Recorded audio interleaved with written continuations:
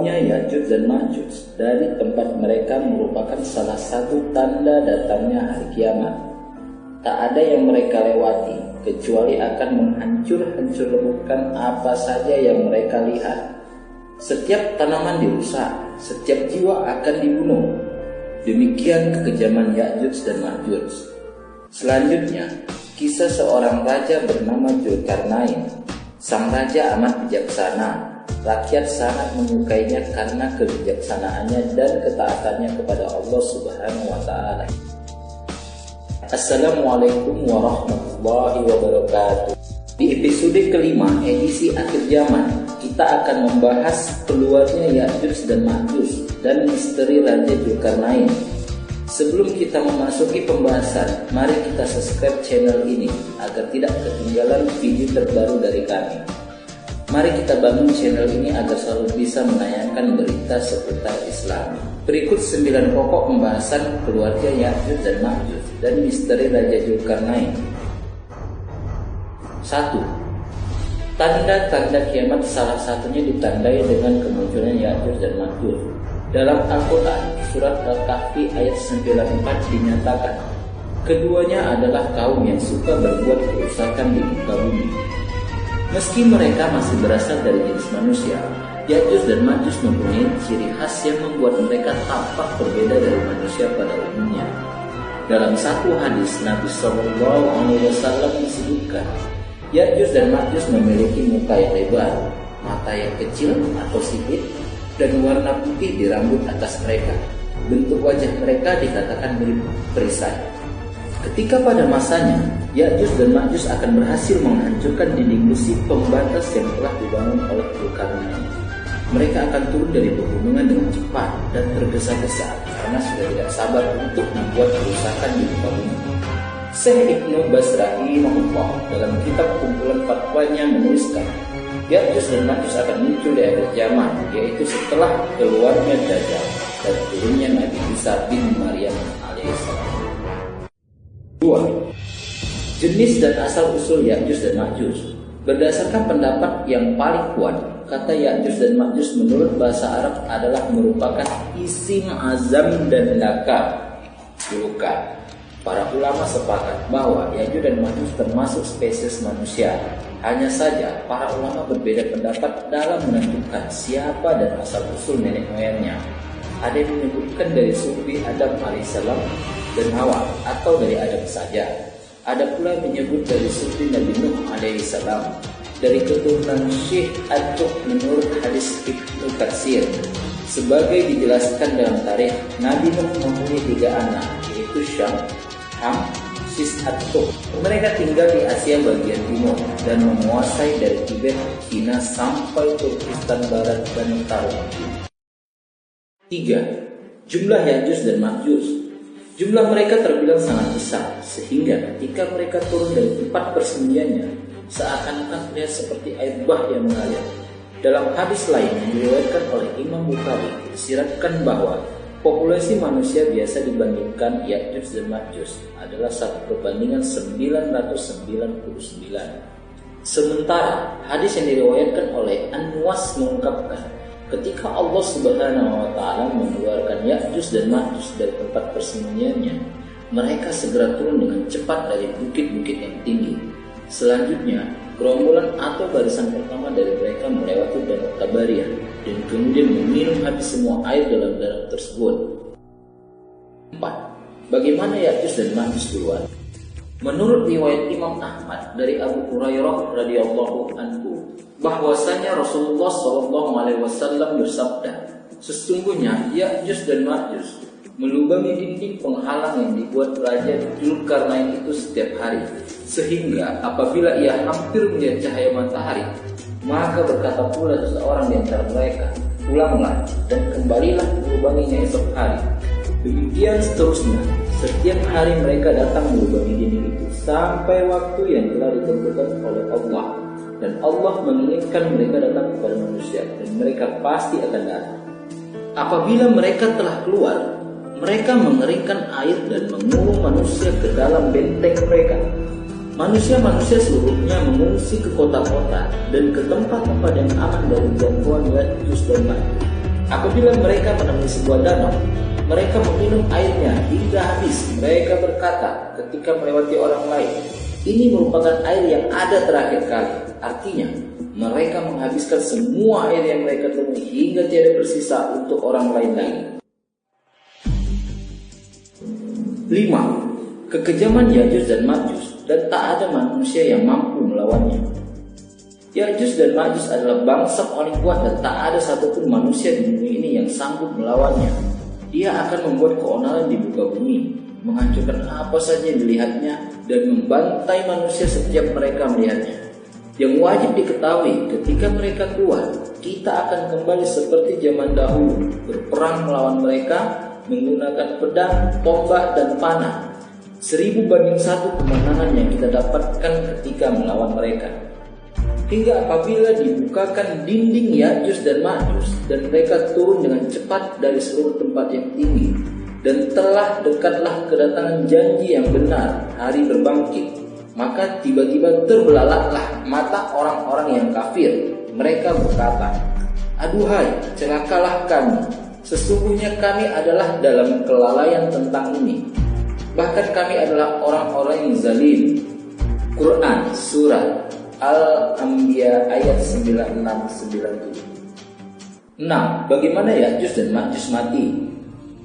Rasulullah bersabda, apabila Allah telah mewahyukan kepada Isa bahwa aku telah mengeluarkan hamba-hambaku yang tidak akan mampu bagi siapapun untuk memerangi mereka, lalu para hambaku akan digiring ke Bukit Tur, dan Allah membangkitkan Ya'juj dan Ma'juj, dan dari segala penjuru mereka membuat kerusakan.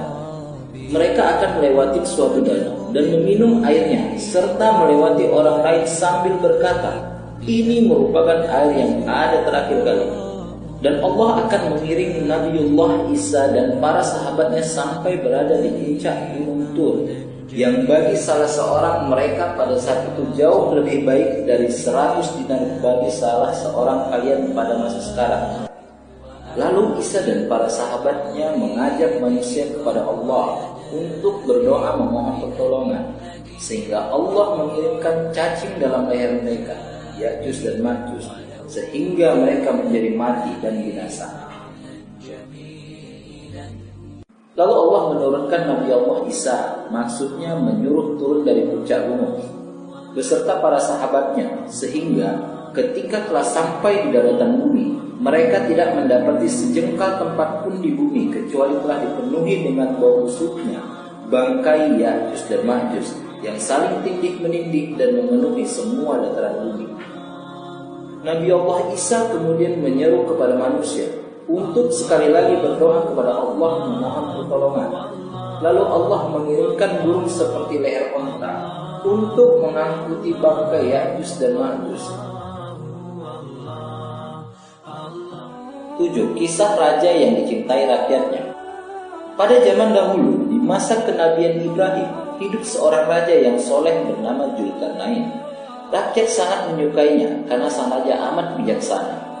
Pasca kepemimpinan Raja Namrud yang kejam, Dzulkarnain hadir sebagai pengganti yang membawa kesejahteraan bagi rakyatnya. Tak hanya itu, Dzulkarnain pun berkiprah besar dalam mendakwah agama tauhid yang dibawa Ibrahim. Dzulkarnain amat cerdas dan pandai berpetualang. Ia melakukan ekspedisi ke seluruh dunia untuk menyebarkan agama tauhid. Sang raja amat pandai menguasai bahasa berbagai dunia. Ia juga mahir berlayar, melakukan perjalanan dari belahan timur hingga barat bumi.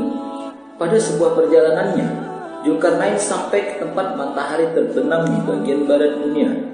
Di sana ia mendapati penduduknya tak beriman. Dzulkarnain pun kemudian mendakwahlah keesaan Allah. Mereka pun menerimanya dengan gembira. Perjalanan berlanjut. Dzulkarnain tiba di kawasan timur dunia di mana matahari tampak terbit dari sana. Penduduk timur, Dzulkarnain pun membantu mereka, mengajarkan memiliki tempat yang dapat melindungi diri mereka dari panas dan hujan. Setelah mendapat bantuan, mereka pun menerima dakwah Dzulkarnain dengan gembira. Ia pun melanjutkan kembali perjalanannya. Tibalah Dzulkarnain pada sebuah tempat di antara dua gunung. Di bukitnya terdapat sebuah kaum yang tak mengerti bahasa.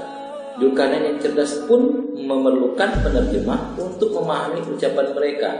Kaum tersebut pun mengeluhkan kesulitan mereka pada Dzulkarnain. Mereka selalu dilanda kemiskinan karena harta mereka selalu diambil paksa oleh kaum kejam bernama Ya'juj dan Ma'juj. Para manusia kejam tersebut berpostur tubuh yang tak biasa. Mereka selalu merusak setiap hal yang dilewati. Kaum Ya'juj dan Ma'juj tersebut tinggal di antara dua gunung.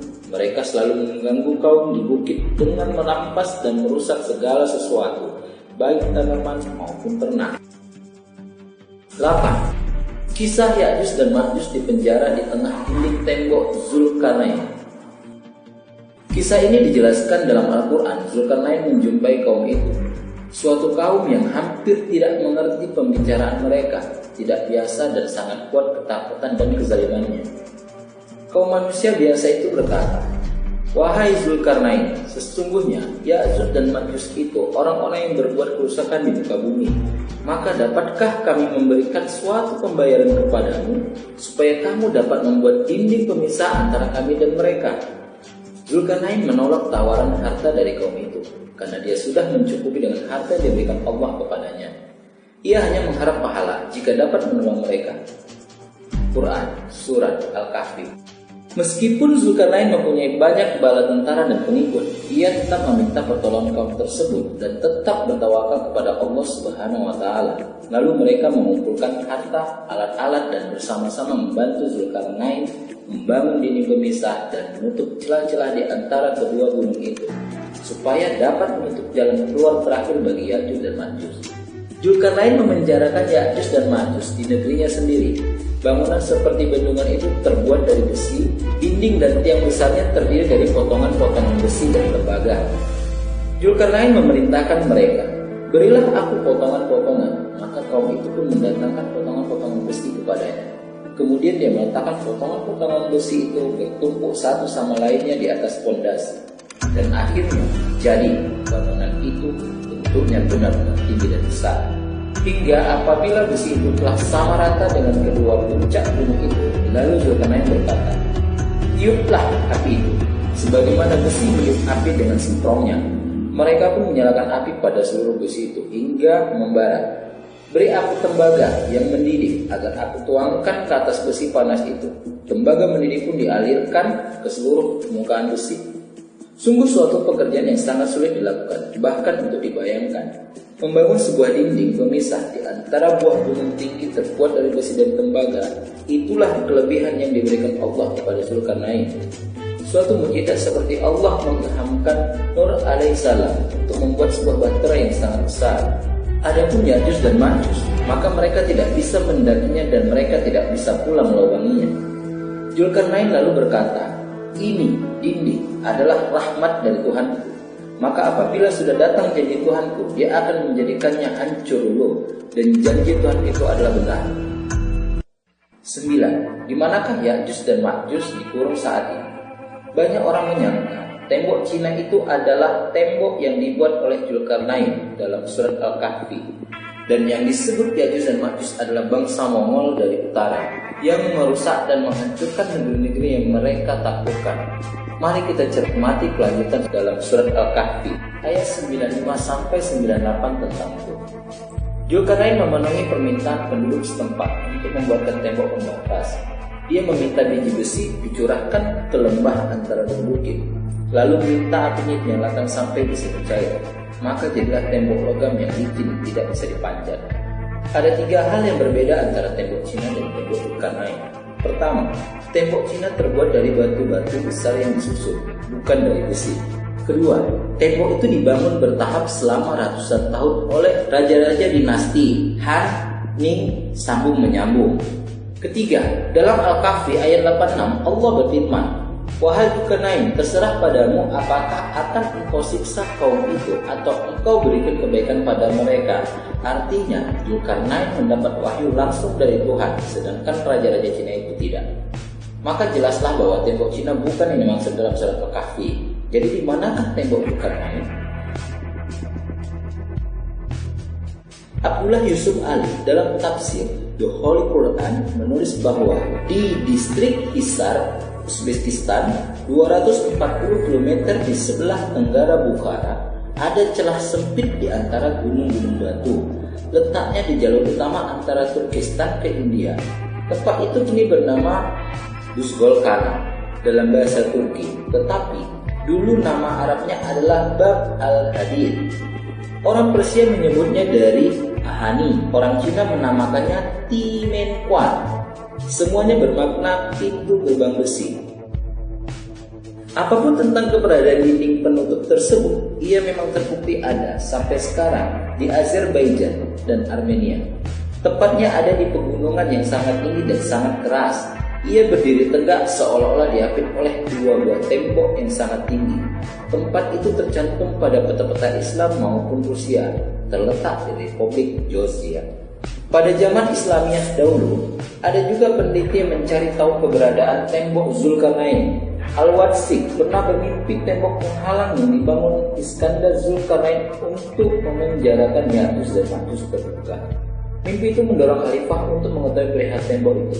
Saat itu juga lokasi pastinya. Al-Wadsik menginstruksikan kepada Salam untuk mencari tahu tentang tembok itu. Saat itu, Salam ditemani 50 orang dan memakan biaya yang sangat besar. Rombongan berangkat ke Armenia.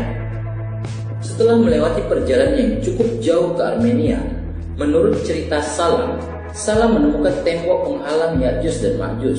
Penduduk di sekitar pegunungan biasanya memukul kunci pintu besi 3 kali dalam sehari.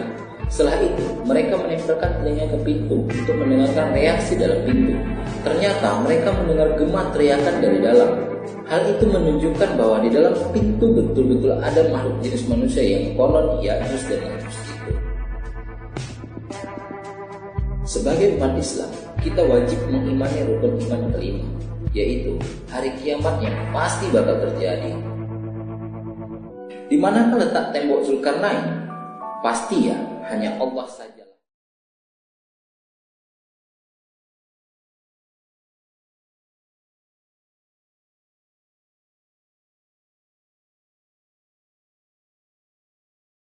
Semoga menambah akidah keimanan kita kepada Allah Subhanahu wa Ta'ala. Apabila Anda suka dengan video ini, jangan lupa like, lanjutkan share jika menurut kalian video ini bermanfaat agar sahabat kita mengetahui dan